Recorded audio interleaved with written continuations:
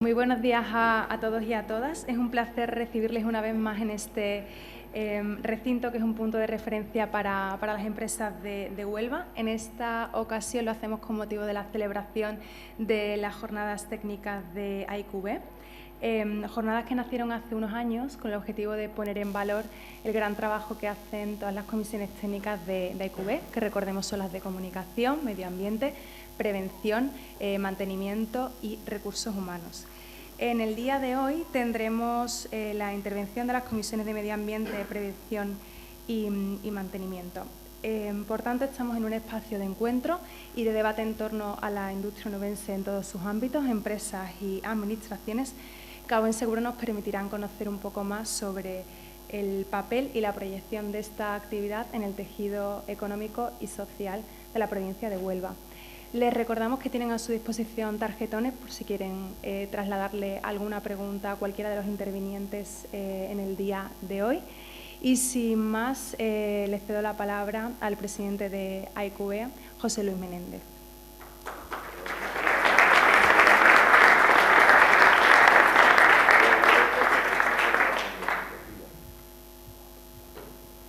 Muchas gracias, Rocío.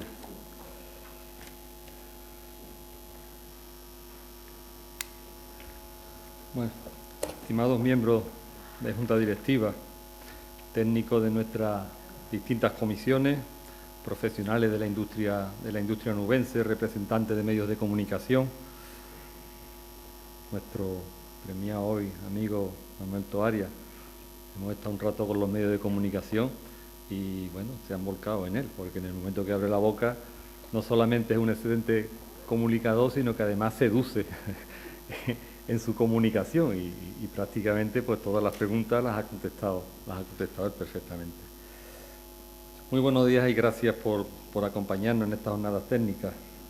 Un año más la Federación Onubense de Empresarios nos acoge para celebrar nuestra quinta edición de las jornadas técnicas, una cinta que planteamos desde AIQB como un lugar de encuentro del sector industrial de nuestra provincia, empresas auxiliares, técnicos de la administración, un espacio para presentar proyectos, intercambiar experiencias y también para debatir sobre el presente y el futuro de la industria. Nos ha tocado vivir tiempos difíciles. Si hace un año nos felicitábamos por vislumbrar la salida de la pandemia, 2022 nos ha planteado un escenario muy complicado, una crisis energética extraordinaria, la industria, las consecuencias económicas de la guerra de Ucrania, la subida de costes energéticos, la subida de la inflación en las economías europeas, son factores adversos para el conjunto de la economía y, por supuesto, también para la industria onubense. Pero a pesar de las adversidades tenemos que ser optimistas y lo somos. Hace unos meses presentamos también aquí, en este mismo salón, nuestra memoria correspondiente al año 2021 con unos datos ciertamente favorables. Hemos recuperado las cifras económicas previas a la pandemia con un incremento del 50% de la cifra de facturación con respecto al año 20, alcanzando los 10.765 millones de euros, recuperando el empleo perdido durante la pandemia y creando riqueza y oportunidades para Huelva. Se trata de un dato que confirma que la industria onubense es un motor económico regional, también nos posiciona como referente europeo en innovación y sostenibilidad.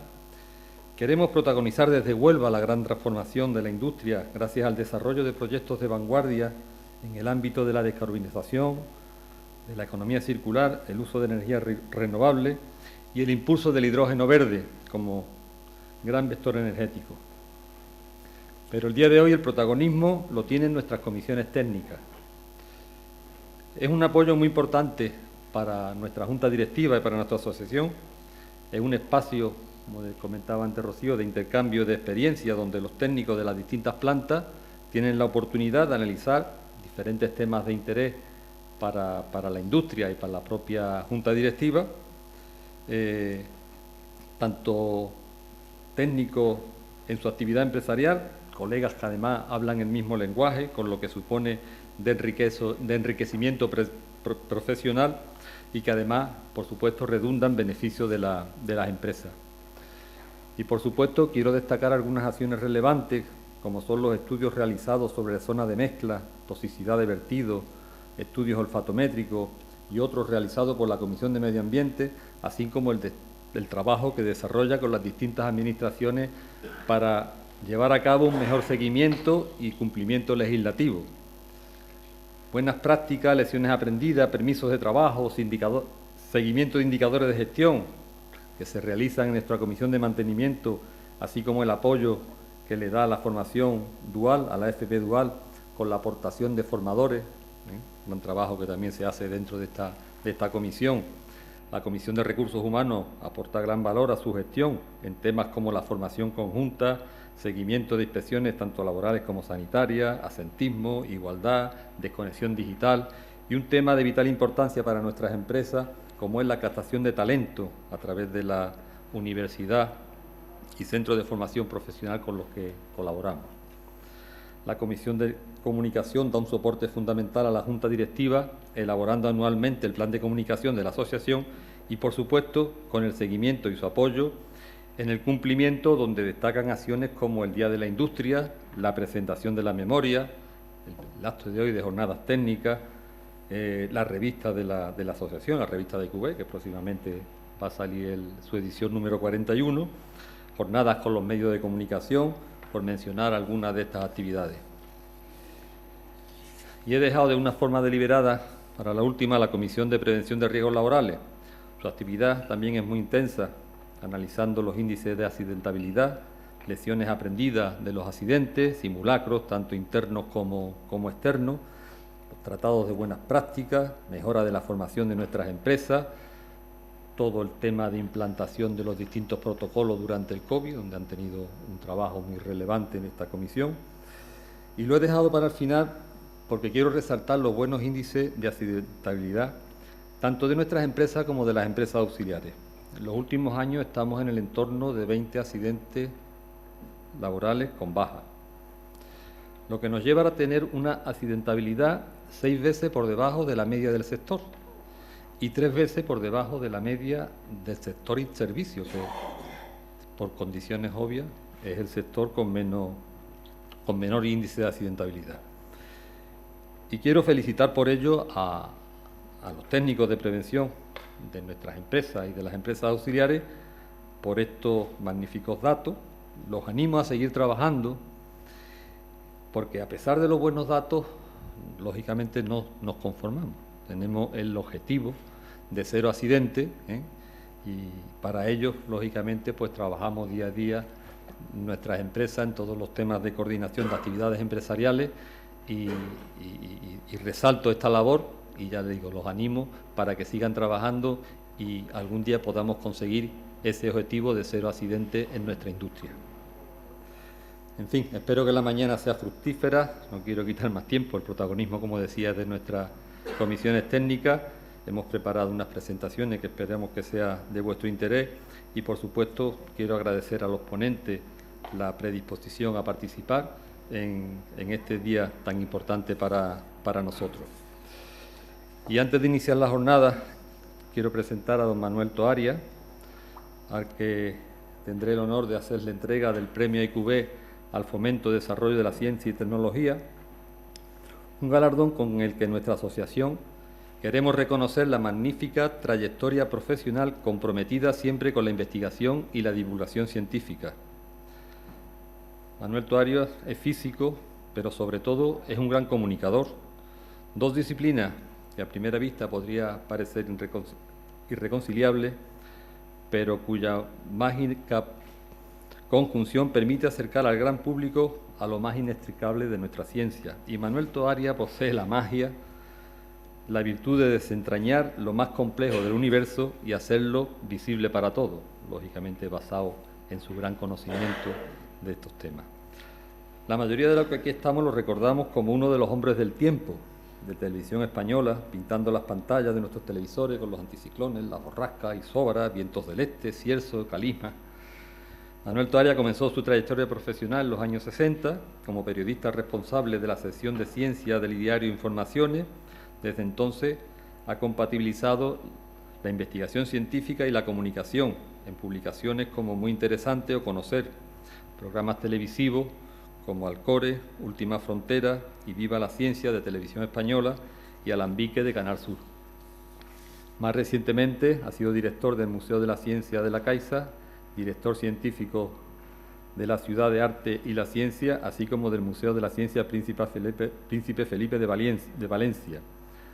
En la actualidad, porque no he dicho la edad, porque además no lo creeríais, es una persona que sigue siendo joven, sigue teniendo inquietudes y sigue queriendo demostrar su sabiduría y su saber decir sobre todos los temas que conoce muy bien. Su compromiso con la divulgación científica que hoy reconocemos desde AIQB, y por supuesto le concedemos el premio AIQB al fomento y desarrollo de la ciencia y tecnología. Don Manuel, enhorabuena y felicidades.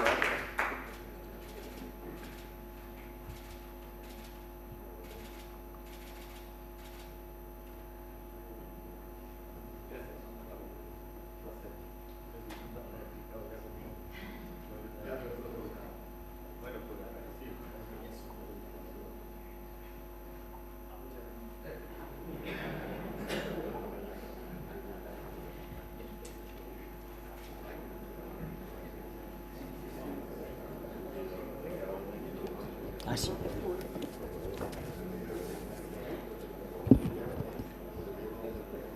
Buenos días a todos. Es obligado dar las gracias. Es obligado por varias razones. Primero, por buena educación, que es una cosa que nunca se debe perder. Y en segundo lugar, porque uno cuando se hace viejo, lo siento, presidente, no soy joven, soy viejo, pero no estoy viejo. Espero. Me queda un año y pico para cumplir los 80. Tampoco pasa nada. Pero lo importante cuando se llega, insisto, a viejo, es entender muy bien qué hay detrás de un acto como este, que es generoso. Porque un premio se da y ya está. Y bueno, pues vengo aquí, me tratan afectuosamente y con un cariño que me parece siempre inmerecido, pero sobre todo y fundamentalmente hay detrás una valoración de algo que yo también valoro muchísimo, pero no personalizado en mí, sino personalizado en lo que este mundo todavía va necesitando, que son dos cosas fundamentales. Una, el conocimiento de aquello que no sabemos, que es mucho. Dos, que ese conocimiento, en la medida que se pueda, le llegue al mayor número de personas posible. Que fíjate, son dos de los fundamentos de AIQB, que es, por una parte, la investigación y todo lo que la investigación supone, pues el mantenimiento, el no sé qué y tal, y por otra parte, la comunicación. Y esos dos elementos, toda la vida, al principio probablemente sin darme cuenta, y después ya me he ido dando cuenta poco a poco, han sido los guías de mi vida. Yo, toda mi vida, ahora me doy cuenta, después de tantos años, la he dedicado al conocimiento, a saber un poco más y sobre todo a enterarme de lo que saben un poco más los demás, que es lo más importante, que haya mucha gente investigando, haciendo ciencia aplicada, que llamamos tecnología, aplicando esa tecnología a algún tipo de elemento que mejore la vida de la sociedad, a eso le llamamos industria, da igual, o innovación, si queréis, ahora está de moda lo de I más D más I, son palabras. Pero efectivamente esa parte es muy, muy crucial, porque el hombre se ha convertido en lo que hoy es la humanidad, gracias a que durante muchísimos siglos, y especialmente a partir de finales del siglo XIX, hemos ido aprendiendo de manera exponencial en todos los campos del conocimiento, gracias a la curiosidad innata del ser humano, que nos hace inteligentes. Somos monos, listos, pero tenemos una inteligencia capaz de hacernos crecer en conocimiento de lo que nos rodea. Simplemente intentando responder a preguntas tan básicas como por qué y cómo son las cosas como son. Es impresionante. Pero tenemos esa curiosidad de estar de repente en casa, sales a la calle y miras para arriba y ves el cielo azul y dices, ¿y por qué es azul el cielo? Y no es verde con pintitas rosas. Pues no, pues es azul. Pero, ¿os lo habéis preguntado alguna vez? Os juro que yo sí, ¿eh? Cuando era un crío pequeño, yo preguntaba por qué el cielo es azul. Mi padre, que era abogado y muy listo, me dijo muy serio, no tengo ni idea, hijo mío, pero es bonito, ¿no? Estupendo, desde luego bonito es. No sé por qué diría mi padre eso, probablemente por salir del paso. Pero me dijo, no sé. Un padre menos listo que el mío, perdonadme, era mi padre, pero otros padres a lo mejor hubieran contestado, mira, niño, no preguntes tonterías y vete a casa a ver la tele o cualquier cosa de este tipo. Ese padre es tonto. También les haría preguntas de pequeños. ¿Os dais cuenta que los niños pequeños preguntan mucho? Que están todo el día preguntando cosas. ¿Y por qué esto? ¿Y por qué aquello? Hay incluso, humorísticamente, unas cuantas cosas muy divertidas sobre los preguntones de los niños. ¿Os acordáis de lo de la gallina, de Lelutier? En fin, hay miles de cosas, ¿no? Esa curiosidad de los niños nos la matan. ¿Os habéis dado cuenta? Ya de mayores no hacemos preguntas. Porque primero te enseñan lo que se supone que tienes que saber en el colegio, donde alguien ha diseñado unos programas para enseñar el conocimiento en general en pildoritas, ahora llaman conocimiento del medio, en mi época eran ciencias naturales, lo llaman matemáticas o física o lo que sea y tal. Hacemos casitas. Luego esas casitas las llenamos de pildoritas destiladas de todo lo que se sabe, que se supone que un niño de una determinada edad o una niña debe de aprender. Perfecto. Y así vamos creciendo, recibiendo pildoritas de conocimiento como si con eso ya lo superamos todo. Pero nadie atiende a la pregunta que tú tienes, que a lo mejor es una pregunta muy tonta. Dejadme que os cuente una anécdota, a lo mejor la he contado ya, pero es que me encanta ser viejo y contar anécdotas de mi vida. Cuando yo era ya niño mayor, no era todavía un adolescente, pero casi, un día yo miraba por la calle y como he sido siempre muy curioso, debo decirlo, curiosidad que por cierto antes era tenida por un defecto. La curiosidad es un defecto y además encima femenino, que era todavía peor. Claro, no nos engañemos, lo de la igualdad de género y tal es de ahora, pero antes, mujer al volante, peligro al instante, decían cuando era un niño. Y estas cosas, ¿no? Pero bueno, la curiosidad, que yo siempre he sido curioso, de repente veo en la calle un perro meando. Y el pobre perro levantaba una de sus patas traseras y hacía pis por detrás. Y decía, ¿por qué levantará la pata? Y dije, claro, para no mancharse, es un perro limpio. Dice, pero la otra pata está de pie y esa se mancha. Luego, para no mancharse una pata de 4, pues el resultado es muy malo, si lo que no quiere es mancharse. No, o el perro es tonto o lo hace por otra razón. Luego esa la descarté. Bueno, yo debería tener 12 o 13 años. Como un idiota, mientras iba andando por la calle de Madrid donde yo vivía a coger el metro y tal, yo iba pensando en la tontería esta del perro y la pata y tal. Yo era muy buen alumno, lo siento, me da vergüenza decirlo, pero era buen alumno. Y al llegar a clase, como era buen alumno y todos los profesores me conocían y tal, y me sentaba siempre en primera fila, idiota de mí, pero es que en la última fila no escuchaba. Entonces, y ya que estabas allí, pues por lo menos te enteras de lo que te dicen, porque si no, te aburres. Y entonces yo le pregunté al profesor de Ciencias Naturales, como le llamamos entonces, oiga, señor Alvarado, tal, ¿por qué los perros levantan la pata para mear? Le pregunto así, sí, mal, yo un descarado, un niño no le pregunta eso a un profesor, pero bueno, yo tenía curiosidad y iba a la fuente de conocimiento, el profe. ¿A quién le voy a preguntar yo eso? A mi padre, que no sabe nada de perros y no le gustaban. Y me dice el tío muy serio, parece mentira, Toaria, con lo buen alumno que es usted, que pregunte semejante ordinariez. Y yo dije, vale, entonces hay preguntas incómodas que no se deben de hacer. Vale, ya una vez en la universidad, yo tenía un amigo íntimo de cuando éramos muy niños que estudiaba biológicas, yo estudiaba físicas, pero en Madrid, en la Complutense, en aquella época, las facultades de ciencias, biológicas, geológicas, matemáticas, físicas y químicas, estaban cerca los edificios unos de otros y teníamos un bar común que nos íbamos todos al de químicas, porque en químicas había muchas niñas, en físicas y en matemáticas no había niñas. Y vamos a ver a otro género. También ellas iban allí a ver a los chicos, cuidado. Bueno, y entonces allí me encuentro yo con mi amigo el biólogo y un día, pues, tomando un café o lo que fuera, le pregunto lo del perro y la pata y dice, pues no lo sé, tío. Mi amigo era como yo, claro. Dice, pues oye, pues una pregunta muy curiosa, pero es verdad, qué tontería, ¿pero por qué? será por marcar territorio y tal. Digo, sí, pero no todos lo hacen, es verdad. Y lo hacen pequeños y grandes. Y los pequeños no marcan territorio. Hombre, a lo mejor y tal, es una costumbre. Una costumbre, las perras no tienen costumbres. Bueno, empezamos a discurrir. Y dimos con algunas soluciones de estas que se nos ocurren a todos, ¿no? Buscar un árbol, una pata, en fin. Lo de marcar territorio parece que es muy típico y tal. Y digo, entonces, ¿por qué las perras no? ¿Las perras no marcan territorio? Bueno, es que a lo mejor como es el otro género y tal, pues están supeditados a los perros. No, pero las perras grandes tampoco lo hacen. Y los perrillos pequeños sí y tal. Empezamos a decir tonterías. Pero bueno, estuvimos ahí un rato de charla y luego se fue, yo me fui. Y al día siguiente me viene el tío, lo mismo, en fin, quedábamos todos los días, y me dice, jo, tío, la bronca que me ha caído. Digo, ¿por qué? Dice, chico, yo es que tengo un profesor de una cosa nueva que ahora estamos estudiando que se llama etología. Etología, no ecología. Eto, con T, que es la ciencia que estudia el comportamiento de los animales y tal, con respecto al entorno y tal. Etología. Y dije, pues eso es comportamiento animal. Yo no sé por qué, lo busco en algún libro y tal, no sé, a lo mejor el profe mío de etología, que Mario es un buen alumno y tal, pues me puede decir igual, joder, me ha hecho una bronca, que qué chorrada era esa, que me dedicara a estudiar no sé qué, que si el caracol y la simbiosis con no sé cuántos y tal, y que me olvidara del perro y las patas al mear y tontas, total, que me di cuenta claramente que era una pregunta muy impertinente. Vale, pasaron los años y ya me olvidé, por supuesto no me ha quitado el sueño nunca lo de los perros, cuidado. Estoy contando una anécdota pues por pasar un poco el rato, porque ahora mismo, pues como uno está emocionado, pues cuenta estas cosas.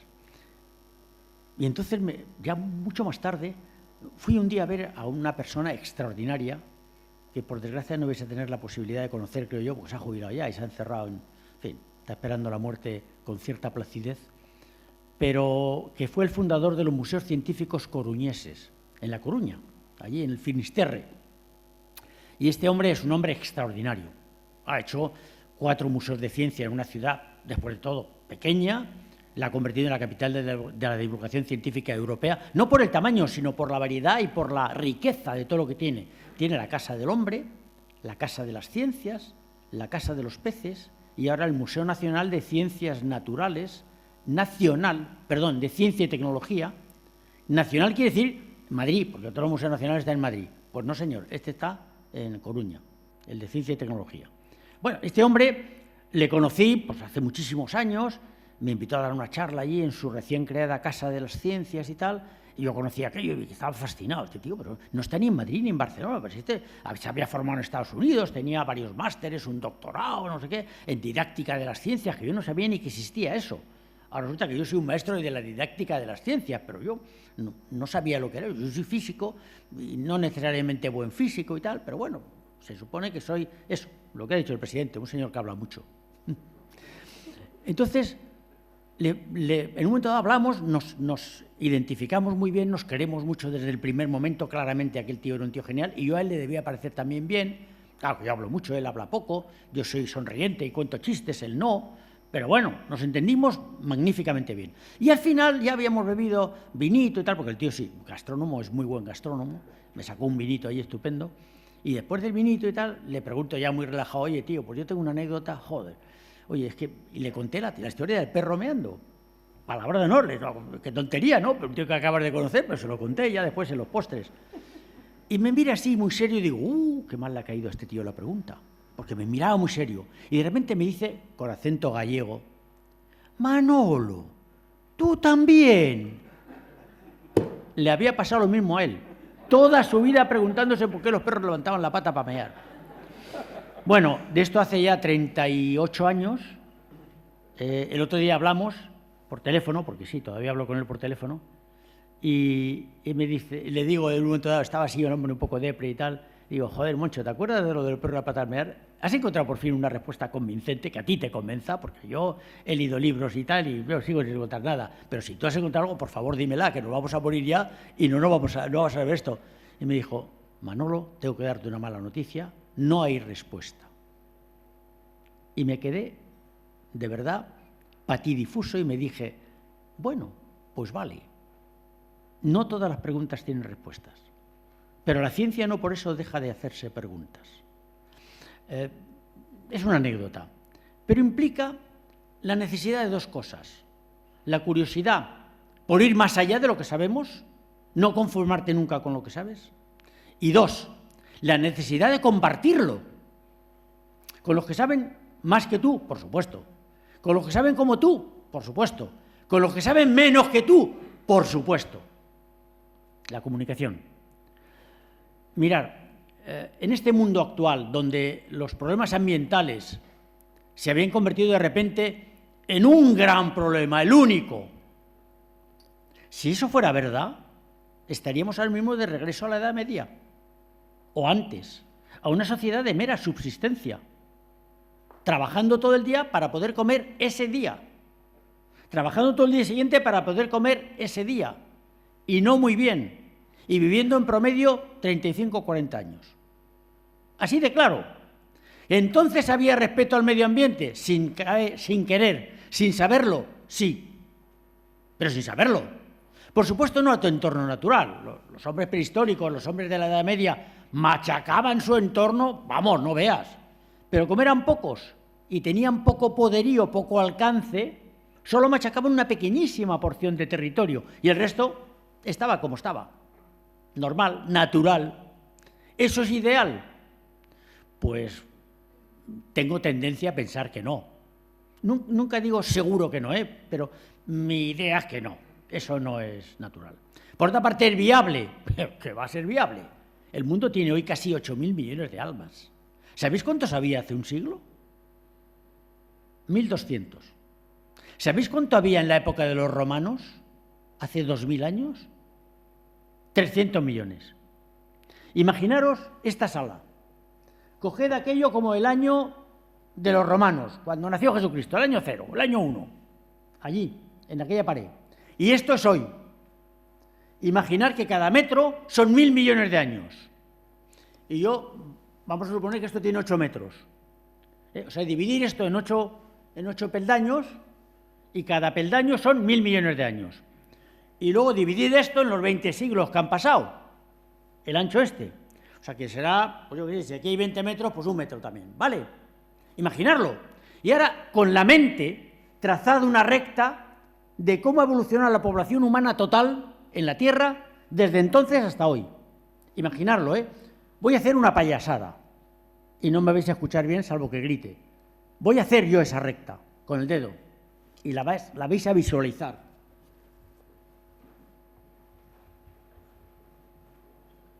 Bueno, 300 millones desde este suelo, que es la tarima, sería por aquí, ¿vale?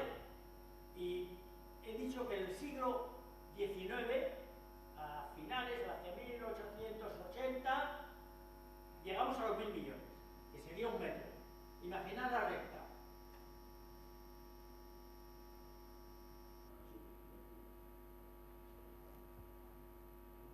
Este año es 1900. Estamos aquí.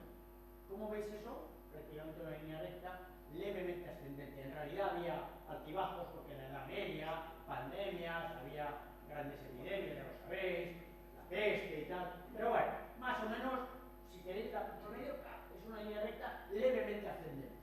Esto es 1900. En 1950, bueno, yo nací en 1944. Cuando yo nací había en el mundo 3.000 millones. No 1.000 millones. O sea, 3 metros. Yo nací por aquí, ya no llego. 3 metros. Fíjate, esa recta prácticamente ascendente ahora de repente hace esto. ¿Y ahora cuántos somos?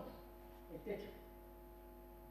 Y en este cachito sube de aquí hasta el techo. ¿Cómo os habéis quedado? Eso es el boom demográfico. Y así se ve. Ahí lo veis. No es lo que te cuentan los periódicos, no lo que cuentan. Eso es el boom demográfico. Esta escalada brutal de la población mundial.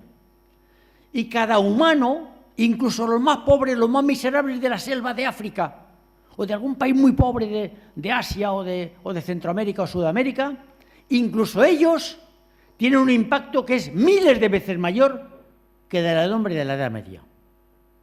Impacto que se traduce en ¿qué? De momento, en cargarse todo lo que te rodea para sobrevivir. Y también en vivir, en promedio, mucho más ya que el hombre de la Edad Media. La esperanza media de vida a la mitad del recorrido de la poca gente que había era de 35 años, la misma que en la época de los romanos. No mejoró, hubo altibajos, y según las zonas del mundo y tal. Hablo de un promedio mundial y son cifras de la ONU, en promedio. Vale. La esperanza media de vida cuando nació mi abuela, que fue cuando estábamos por aquí, en los 1.000 millones, mi abuela, que estaba en Jaén, y que vivió luego 78 años, que es la edad que yo tengo ahora, 78 y medio. Pues la esperanza de vida al nacer de mi abuela era de 39 años. La esperanza media de vida en el año 1901, el primer año del siglo XX, era de 40 años. Aquí. Y ahí arriba, la esperanza media de vida en los países ricos es de 82 años. 86 las mujeres, 85, y 80 prácticamente los hombres, en los países ricos. En España estamos un poquito por encima. Somos de los países con mayor esperanza media de vida del mundo. En los países más pobres, la esperanza media de vida era la misma, hasta aquí, y ha mejorado y está ahora cerca de los 50, en lugar de 80 de los países ricos. Hay una diferencia, pero han mejorado también. Lo que pasa es que muy poquito. ¿Por qué cuento toda esta payasada, pero que es ilustrativa? Lo cuento porque eso muestra hasta qué punto ahora nuestro impacto en todos los órdenes es brutal sobre el entorno natural. Eso que llamaba un periodista ahí fuera el planeta. Y en realidad al planeta le da igual, ya lo sabéis muy bien. Al planeta le da lo mismo lo que hagamos los humanos, incluso que tiremos bombas atómicas o que hagamos la mayor barbaridad del mundo mundial. El planeta lleva 4.500 millones de años dando vueltas sobre sí mismo en 24 horas. Y dando vueltas al Sol sobre sí mismo en un año. Por cierto, dando vueltas sobre sí mismo aquí en Huelva, vamos a 1.000 kilómetros por hora. No os habéis enterado, nadie se entera, porque todo va a la misma velocidad, todo el sistema que nos rodea. El sistema es una palabra muy física, pero bueno. Vamos alrededor del Sol a 100.000 kilómetros por hora. Fijaros qué velocidad, es una locura, pero tardamos un año en darle la vuelta, el Sol está muy lejos. A 150 millones de kilómetros. Pero todo eso va a seguir ocurriendo durante 4.500 millones de años. Aunque en la Tierra se acabe la vida humana, aunque se acabe toda la vida, aunque la Tierra se convierta en un planeta completamente cubierto de hielo, como fue en la época de Diacara, hace 600 millones de años, da igual. Al planeta le da lo mismo, no nos da lo mismo a nosotros. A nosotros, todo lo que hacemos mal cae sobre nuestras cabezas. Pero eso es incompatible, entonces, con decir que la esperanza de vida se ha doblado en un siglo. Entonces vivimos mejor que nunca, y más que nunca. Seguro que sí. Pero ¿vamos a poder seguir viviendo así? O a lo mejor serán muy pocos los que vivan así y cada vez más los que vivan menos así. Ese temor está justificado. Y ese es el riesgo. Por eso, de repente, desde hace unos cuantos años, ya nos hemos preocupado mucho por los temas ambientales. Pero al mismo tiempo no podemos dejar de tener lo que tenemos. Nadie quiere ir a peor. Es más, no solo queremos conformarnos con lo que ya tenemos, que es muy bueno, queremos más. ¿Os acordáis de una canción? Yo soy muy viejo, pero cuando yo era joven había una canción que era "Todos queremos más, todos queremos más, el rico quiere más, más y más y mucho más, y el pobre también", y no sé qué. ¿Os acordáis de esa canción? Bueno, una canción muy antigua, una ranchera o no sé qué. Es que es así el mundo. Los humanos queremos más. Y virginita, virginita, que me quede como estaba, por lo menos. Entonces, claro, en esa tesitura, ¿cómo conciliar los dos extremos? Es un reto. Es un reto para las empresas y para la ciencia. Para la ciencia porque tiene que aprender a intentar mantener todo lo posible lo que tenemos en unas condiciones mejores, con menos impacto. Con cero impacto, quien diga eso es idiota. Nada tiene cero impacto, nada. El mero hecho de andar por el campo, aunque vaya muy prudentemente, muy ecológicamente del cual, ya tiene impacto. Algo pisarás que machacarás. Alguna hormiguita, sin darte cuenta, las ha aplastado, como el elefante en la selva. Sí, tiene impacto. No es un problema de no tener impacto, es un problema de tener un impacto asumible y que sea, de alguna manera, por tanto, garantía de un desarrollo viable. Es decir, que ese impacto calculado sea siempre menor que el beneficio buscado en términos no solo económicos, que la palabra beneficio ahora se la han apoderado los economistas, pero es una palabra de matemáticas. Hay un beneficio matemático en el que tienes que sumar todos los sumandos. Tienes que calcular el tema ambiental, la supervivencia, el ciclo de vida de los elementos que consumes, que trasladas, que transformas, lo que sea. Todo eso hay que calcularlo, sumarlo. De ahí viene el concepto de economía circular. Lo que hago tiene que ser reciclable.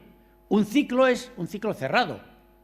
Si yo cojo una planta, de ahí obtengo un combustible, la leña, que era el primer combustible, o los biocombustibles, que son cosas más elaboradas que permiten meterlo en un motor. Y luego lo consumo, es decir, lo quemo, es decir, produzco otra vez el CO2 que la planta absorbió gracias a la fotosíntesis, lo devuelvo ahora con la combustión a la atmósfera. Eso es un ciclo cerrado.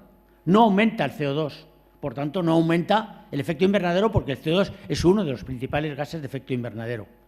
Y por tanto, si el cambio climático tememos que tiene una clarísima relación con el incremento derivado de la mano del hombre del CO2 y de otros gases, ahí tenemos una posible solución, que va a poder seguir manteniendo alguna cosa que nos interesa mantener, que son los motores de la industria, o los motores de los coches, o de los trenes, o de lo que sea. Ya es el concepto lo que importa. Es un concepto teórico, es interesantísimo y no siempre es fácil de realizar. Por tanto, hace falta investigación y hace falta aplicación de esa investigación. Hace falta científicos e industriales. Y luego, ¿qué hace falta más? La tercera pata, comunicadores. ¿Por qué? Porque la gente sabe poco, lamento decirlo, y menos de estas cosas complicadas. El mundo en el que vivimos es tan complicado que nadie lo entiende ya. Tú pregúntale a alguien si sabe por qué calienta un microondas, pero todo el mundo tiene un microondas en casa. Nadie sabe lo que es un microondas ni por qué calienta. De hecho, mi suegra, perdonadme la anécdota, acaba de morir con 103 años, murió el año pasado. Mi suegra todos los días cogía su vasito de leche, lo metía en el microondas, lo cerraba, le daba el botón y se calentaba la leche en 1 minuto. Y un día yo fui con ella a la cocina, porque yo me levanto muy pronto y tal, y digo, hombre, suegri, ¿estás calentándote el...? Nos llevamos muy bien, ¿eh? No la suegra esta de los cuentos. Y me dice, sí, el microondas es maravilloso, es muy cómodo y no hay que poner el gas ni nada. Digo, bueno, muy bien. Total, que la veo que cierra el microondas, pone el vasito y le da el botón y da un paso atrás. Puede que lo haya contado ya alguna vez, pero es que es maravilloso. Y entonces yo, asombrado, le digo, ¿y por qué das un paso atrás? Ah, no, nada, no sé, a mí no me da miedo, si lo uso todos los días y no sé qué. No, ¿pero por qué das un paso atrás? Y dice, bueno, es que como no sé qué pasa ahí dentro.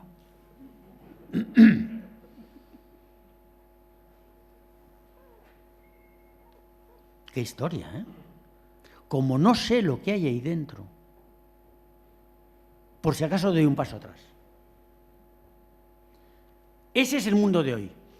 La inmensa mayoría de la gente no sabe lo que hay ahí dentro, lo que usa, lo que tiene, cómo lo usa. Le han explicado que eso es así, estupendo. Tengo un cuñado que es arquitecto y un día, hace ya muchos años, me viene, Manolo, me acabo de comprar un coche estupendo, tiene frenos potentísimos, tiene ABS. Y yo dije, ay madre, este no sabe lo que es el ABS. El ABS es un sistema antibloqueo para que cuando frenas en una carretera mojada en curva, en lugar de bloquearse las ruedas por culpa del suelo mojado, no agarran, frenas, naturalmente el coche patina, se va por la curva y te caes al barranco. ¿Qué hace el ABS? Impedir que frenes tan fuerte, aunque tú pises el freno asustado, aunque pises el freno, no frena. O sea que en lugar de frenos potentes son frenos, no diría impotentes, menos potentes. Frenos menos potentes. Es decir, frenan lo justo para que el coche pare un poquito y tú puedas con el volante mantener la dirección y girar sin irte por el barranco. Se lo expliqué y me dijo, ¡qué desilusión! Estaba encantado con tener frenos potentes. Y cuando yo le expliqué que eran frenos menos potentes, pero que te salvaban la vida, dice, pero a mí eso, ¿cuándo me va a pasar? Digo, a lo mejor nunca. Y mejor que no te pase. Pero lo tienes por si acaso. Ese es el mundo de hoy, lleno de tecnología que no entendemos. Nadie sabe por qué funciona ni cómo funciona una pantalla de plasma. Y no te digo nada, las UHD y no sé qué que hay ahora, y las 4K y las 8K. Pero 8K no compréis ni de coña, si es que no hay ninguna emisión de 8K. Y de 4K hay muy pocas. O sea, no gastéis el dinero en pantallas carísimas, planas. Comprad una buena, de alta definición, y ya veréis que bien se ve. Y es mucho más baratas. Y consumen menos. En fin. Pero esto hay que saberlo. ¿Quién comunica eso a la gente? ¿Quién le tranquiliza? ¿Quién le cuenta la verdad? Si es que hay verdades absolutas. La verdad relativa, matizada por mi opinión, por la opinión del político de turno a quien yo no sé qué, o de la industria de no sé cuántos que estoy a favor de ella. ¿Quién te lo cuenta? Nadie. Nadie es objetivo totalmente. Pero si lees mucho, si escuchas mucho, si ves muchas cosas, muchas opiniones, contrastas y obtienes tu propio criterio, has mejorado tu forma de entender el mundo en el que estás. Esa última patita de la comunicación tiene muchas exigencias que muchas veces los periodistas ignoran. Cuando yo doy clases de comunicación científica, de periodismo científico, he sido profesor muchos años de periodismo científico, siempre insisto en una cosa: no creáis que sois objetivos porque vosotros queráis ser objetivos. Nadie es objetivo de verdad, porque defiende incluso una forma de pensar o de vivir que te han enseñado de pequeño, la que sea. Y no es ni siquiera la mejor, es la tuya. Ahora, insistid siempre en que lo que vosotros decís, la gente que os escuche o que os lea, vean otras opiniones. Y si podéis obtener vosotros esas opiniones, decidlas. Estos piensan otra cosa y dicen esto y tal cual. Y aquel señor opina otra cosa porque dicen, no sé qué, siempre que sean contrastables, no barbaridades, no tonterías, no hablarte de las cabañuelas para predecir el tiempo. Bueno, a veces, incluso en la predicción científica del tiempo, puede haber, sobre todo a varios días, opiniones distintas. No es más que mirar los modelos de diferentes sitios. A veces no convergen nada a partir de 3 o 4 días. Bueno, pues míralos todos y luego a ver quién tenía razón y, sobre todo, intenta entender que nadie tiene totalmente razón. En fin, de comunicación científica podría hablaros otras 2 horas más, pero lo importante es que entendáis muy bien por qué la ciencia tiene que investigar, la industria tiene que aplicar la investigación, todas ahora tienen que encarar eso como sostenible en el sentido de, no de seguir creciendo, sino de crecer más armónicamente con el entorno ambiental para reducir los impactos, y que de todo eso hay que informar a la población. Insisto en que esos 2 puntos están ya en las... porque lo he visto estos días, que me he leído las cosas de IQB. Y al final, entonces, ¿qué nos queda? Pues mirad, una sociedad preocupada por el entorno ambiental y por sus impactos, que sabe que vamos poco a poco aplicando soluciones porque las han encontrado los científicos y las aplican los industriales, y que además tienen mejor información, más criterio, para elegir su propio destino particular, incluso qué coche o qué televisión me compro. Vale, ¿qué hemos conseguido? Una sociedad más culta, más capaz de tomar sus propias decisiones y no las que diga el obispo, el político de turno o el vecino del quinto que es un enterado. Y al final, si es más capaz de tomar sus propias decisiones, es más libre. Y en un país democrático, su voto es más valioso. Yo quiero un país que tengamos ciudadanos cada vez más libres para que mi país sea cada vez una mejor democracia.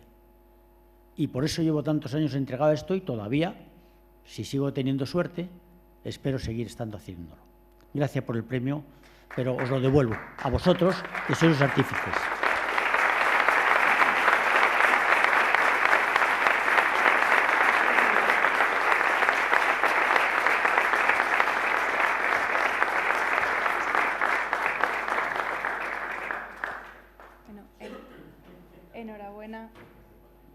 Sí. Enhorabuena por el premio. No sé si alguien del público quiere trasladarle alguna pregunta a Manuel. Sí, por ahí. Hay una mano levantada, si le pueden dar el micrófono. Al señor de la secretaria.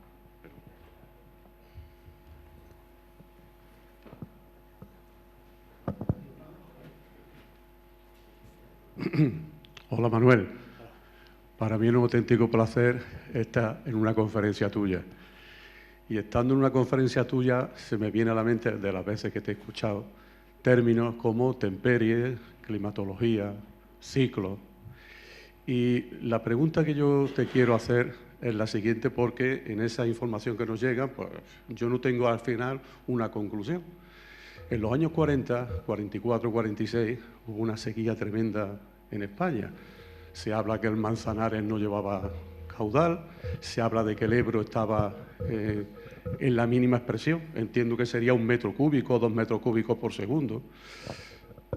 Tengo también el recuerdo de los años 90, que aquí en el Polo Químico, en el entorno de Huelva, se llevaban barcos de agua potable a Cádiz y en los terrenos de aquí de algunas factorías del Polo Químico se llegaron a hacer perforaciones porque el panorama era muy malo, nos quedábamos sin agua. Esas perforaciones, algunas dio resultado y teníamos agua dulce y fuimos tirando hasta el siguiente año, que vinieron ya los vientos ábregos otra vez del oeste y afortunadamente llovió.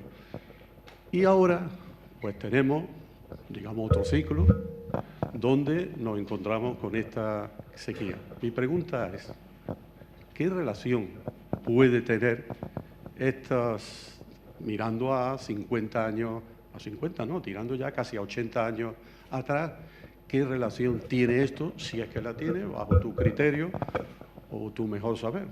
Esa es mi pregunta, para yo poder tener un criterio y hablar de todo lo que se habla hoy día, que bueno, que nos confunde. Nada más. Gracias. Cuando se habla de climatología, se habla de grandes extensiones de terreno y grandes y largos periodos de tiempo.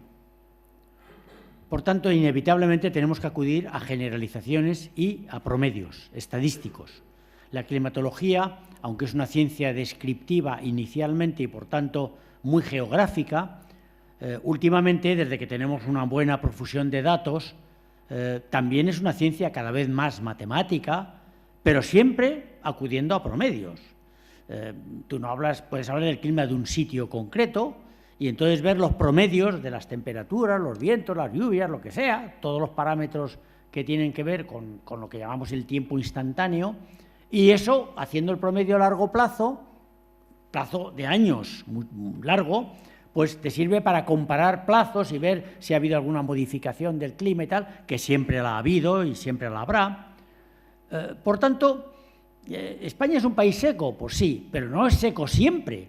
Hay años muy lluviosos y años muy secos. Lo que pasa es que en promedio, la cantidad total de lluvia que cae en promedio en España, en toda España, suponiendo que tengamos datos de toda España, de toda la España toda, no de unos cuantos observatorios, pues seguramente saldrá un promedio relativamente bajo comparado con, qué sé yo, con Francia o con, no te digo nada, Dinamarca o Escocia. Vale, pero eso no quiere decir que un año no haya mucha sequía y otros años haya buenos.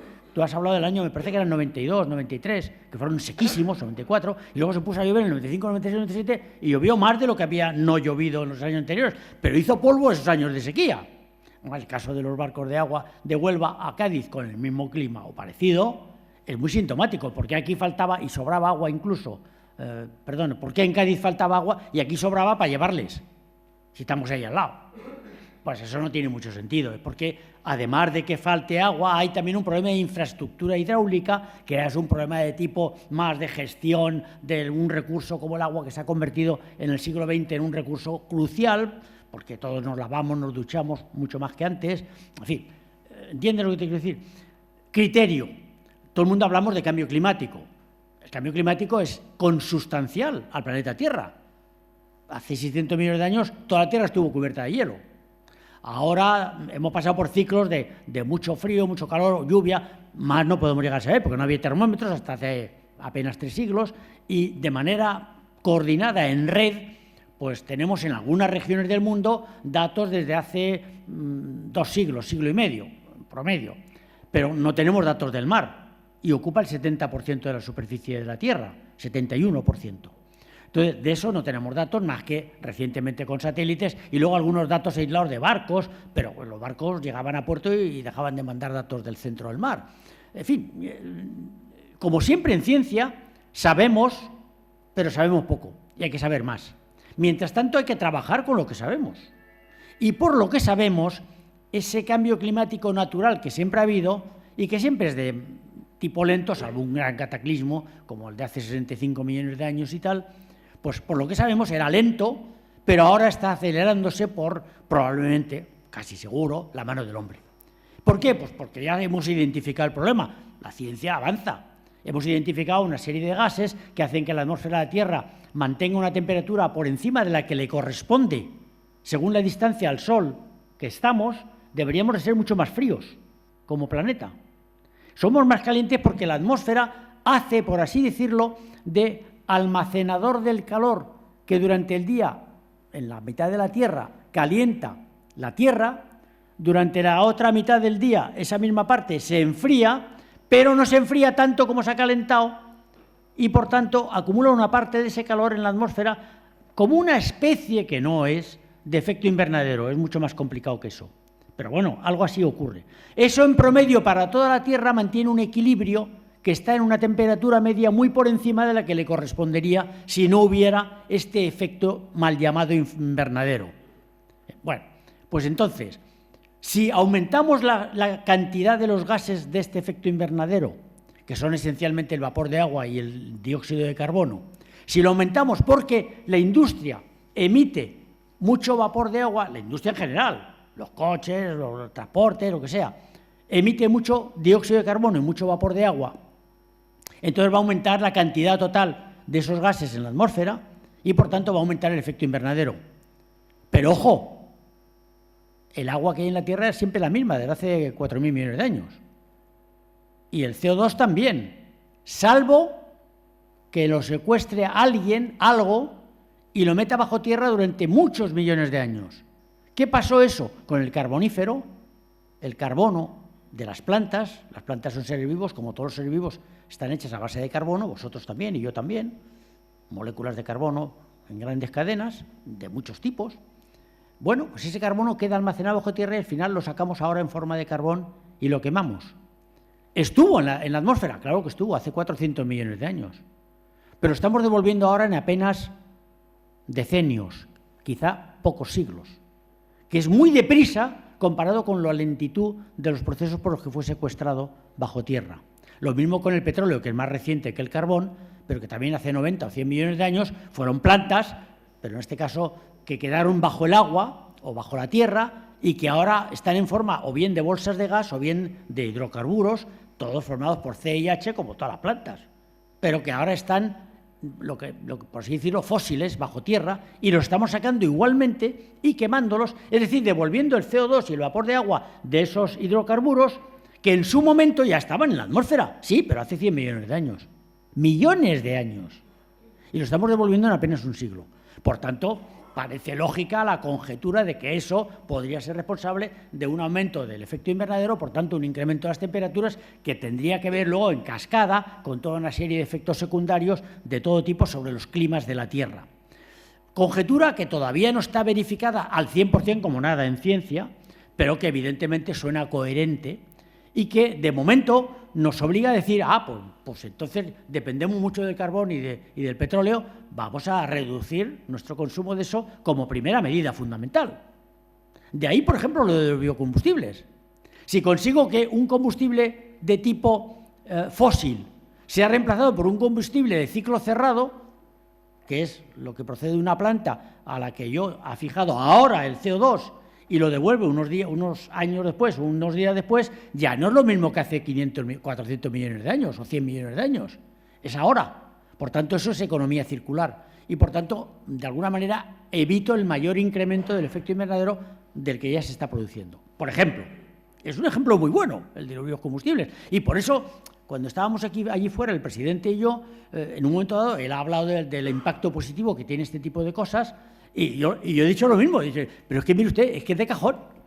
Si usted sustituye el petróleo o el carbón por algo que es de ciclo cerrado y que no aumenta el efecto invernadero, a por ello, hombre, siempre que cumpla las normativas de tipo legal y no sé, eso ya se sabe, claro, la ley es la ley.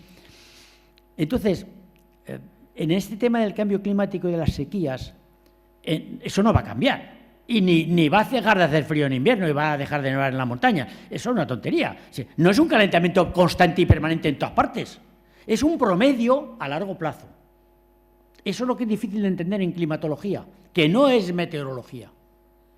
Mira, la meteorología estudia el tiempo, la temperie. Perdonadme, me extiendo mucho, pero el tema es crucial. Temperie es el estado de la atmósfera en un sitio y en un momento determinados. Al cabo de unas horas, en ese sitio y ese momento posterior, ya no habrá la misma temperie. Ayer llovía aquí y cuando yo llegué ya no llovía, pero el suelo estaba mojado. La temperie había cambiado en 2 horas. ¿Entiendes? La temperie, por tanto, es medible. Yo puedo medir con aparatos la temperie. ¿Y el clima? No, el clima no se mide. No hay aparatos para medir el clima. Hay formas de estimar el clima mediante indicadores que hasta hace poco eran indicadores bioclimáticos, el paisaje, la vegetación, toda clase de los animales y tal. Evidentemente, donde vive un pingüino, pues hace frío. Donde hay un paisaje helado, de blanco, de hielo, es un clima polar. Donde hay palmeras y arena, pues es un clima desértico. Esto es muy grosero, ¿no? Pero es la forma de ver los bioindicadores del clima. Ahora tenemos datos, al menos de buena calidad, sobre tierra desde hace más de 100 años y, desgraciadamente, sobre el mar y sobre el conjunto del planeta, sin los polos, con satélites desde hace unos 41 años, y podemos ya calcular ya matemáticamente y hacer modelos del futuro, compararlos con este pasado reciente del que tenemos buenos datos, bueno, y a partir de ahí ir estudiando cada vez más mejores modelos, mejores formas de conocer lo que tenemos, y lo que no podemos tener, por desgracia, es muy buenos datos de hace muchísimo tiempo para poder tener más seguridades respecto a lo que sabemos. Pero ya es bastante indicativo lo que sabemos como para tomar medidas en cuanto a lo que he dicho antes, reducir los combustibles fósiles. Así de claro. No digo eliminar porque sería una utopía, puesto que el año antepasado, el 80,5% de la energía primaria bruta del mundo entero eran combustibles fósiles, a pesar de todos los protocolos y todas las gaitas. Este año andaremos por el 79 y pico, por ahí. O sea, todavía dependemos demasiado de los combustibles fósiles. Todo el esfuerzo que hagamos por ir reduciendo eso, sustituyéndolo por algo, lo que sea, pues siempre es bienvenido. Y eso es lo que te puedo decir. De sequía, si es cíclico o no sé de cuál, pues mira, no lo sé.